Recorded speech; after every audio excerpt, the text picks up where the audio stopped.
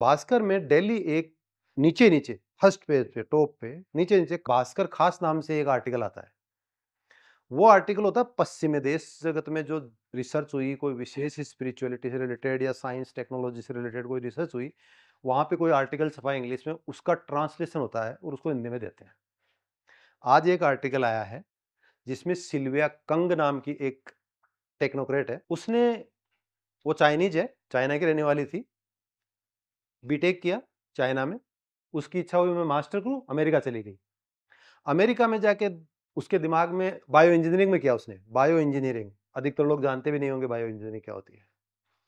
Engineering तो जानते हो, इंजीनियरिंग का मतलब जितने भी ये जो यंत्र बनते हैं, और बायो का मतलब इंसान, बायोलॉजी, यानी कि जिनमें जीवन है, उनके साथ में वो इंजीनियरिंग यूज करना बायो इंजीनियरिंग कहलाती है। यानी कि आपके डीएनए में गड़बड़ कर लेना, आपके कोई भी स्वभाव में चेंज लाने के लिए कोई जो डीएनए माइक्रोसोम्स जीन्स के लेवल पे जो चेंजेस ला करके करते हैं, वो बायो इंजीनियरिंग कहलाती है।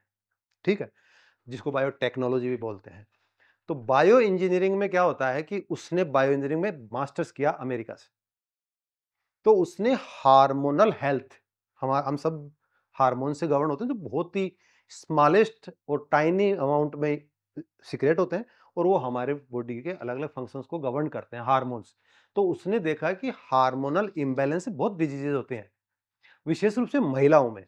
तो उसने सोचा कि मैं हार्मोनल हेल्थ के ऊपर कोई कंपनी बनाऊं, क्योंकि मैं बायो इंजीनियर हूं, और ऐसे प्रोडक्ट डेवलप करूं जिससे कि महिलाओं की समस्याएं दूर हों और उनका स्वास्थ्य ठीक रहे।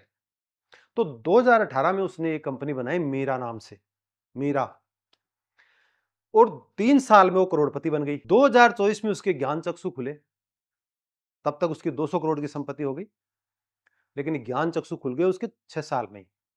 क्या खुले? वो क्या कहती है कि मैं सोचती थी बड़ी ब्रांड की गाड़ियां और अच्छे ब्रांड के कपड़े और गहने पहनने से मेरे प्रोडक्ट ज्यादा बिकेंगे, तो मैंने इस पे खूब ध्यान दिया।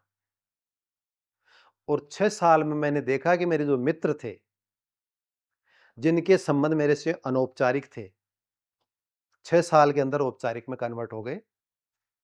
6 साल पहले जिनसे मैं हर बात शेयर कर सकती थी, वो आज एक भी मित्र नहीं बचा जिससे मैं हर बात शेयर कर सकूं। और मैंने देखा कि ये चीजें तो सुपरफिशियल हैं।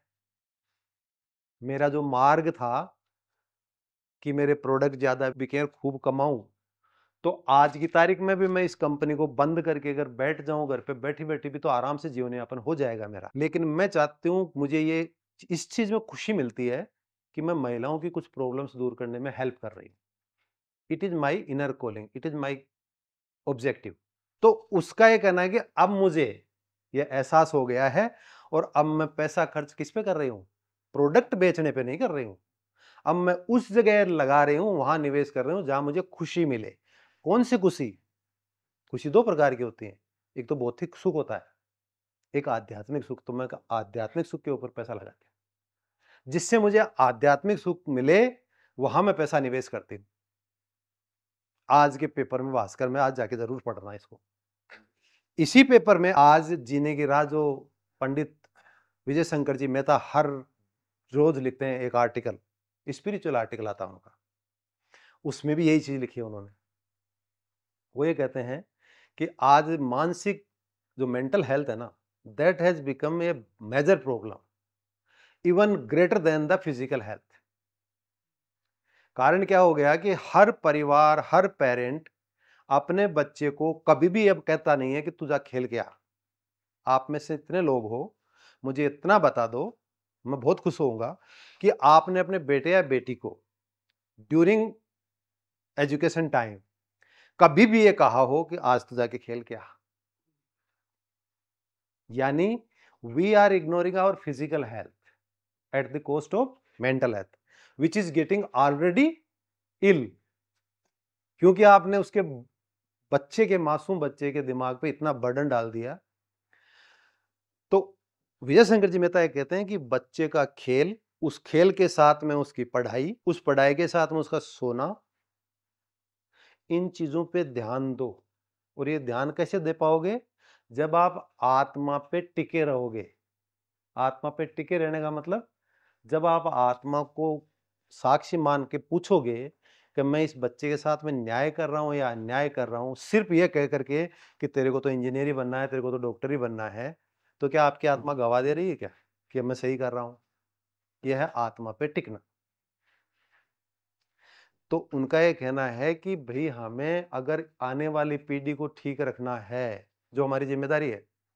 वेलेंटिना तेरेस्कोवा वेलेंटिना तेरेस्कोवा एक कोस्मोनॉट हुई है जो 30 साल की उम्र में अकेली 1963 में अकेली सोलो उड़ान करी थी उसने।